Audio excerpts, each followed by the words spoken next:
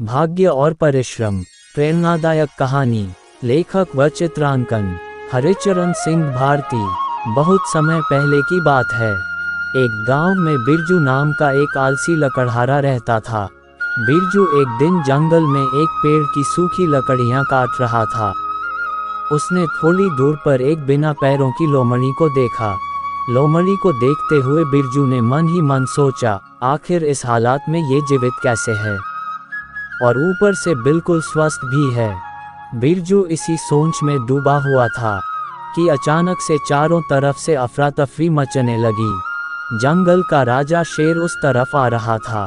बिरजू शेर को देखते ही डर कर झटपट एक पेड़ पर चढ़ गया और वहीं से सब कुछ देखने लगा। उसने देखा कि शेर ने एक हिरन का शिकार किया था और उसे अपने जबड़े में दबाकर लोमड़ी की तरफ बढ़ रहा था। पर उसने लोमड़ी पर हमला नहीं किया, बल्कि उसे भी खाने के लिए मांस के कुछ टुकड़े डाल दिए। ये तो घोर आश्चर्य है, शेर लोमड़ी को मारने की बजाय उसे भोजन दे रहा है। बिरजू बुदबुदाया। उसे अपनी आंखों पर भरोसा नहीं हो रहा था, इसलिए वह अगले दिन फिर वहीं आया और छिपकर शेर का इंतजार करने लगा। आज भी वैसा ही हुआ। शेर ने अपने शिकार का कुछ हिस्सा लोमड़ी के सामने डाल दिया। ये भगवान के होने का प्रमाण है, बिरजू ने अपने आप से कहा। वह जिसे पैदा करता है उसकी रोटी का भी इंतजाम कर देता है। आज से इस लोमड़ी की तरह मैं भी ऊपर वाले की दया पर जीऊंगा। ईश्वर मेरे भी भोजन की व्यवस्था करेगा। ऐसा सोचते हुए वह एक वीरान जगह पर जाकर एक पेड़ के नीचे बैठ गया। पहला दिन बीता पर कोई वहां नहीं आया।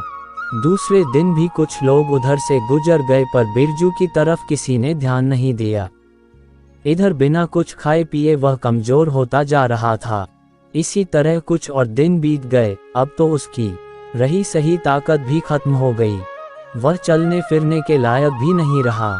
उसकी हालत बिल्कुल मृत व्यक्ति की तरह हो चुकी थी कि तभी एक महात्मा उधर से गुजरे और वह बिरजू के पास पहुंचे।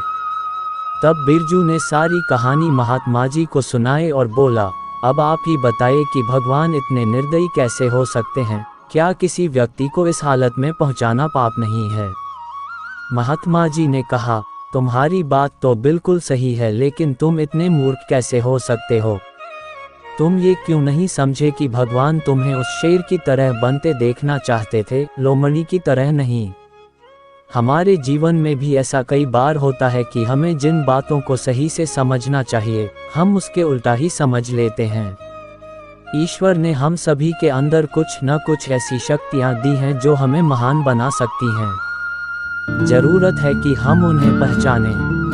इस कहानी में बिरजू का सौभाग्य था कि उसे उसकी गलती का एहसास कराने के लिए महात्मा जी मिल गए, पर हमें खुद ही चौकन्ना रहना चाहिए कि कहीं हम शेर की जगह लोमड़ी तो नहीं बन रहे हैं।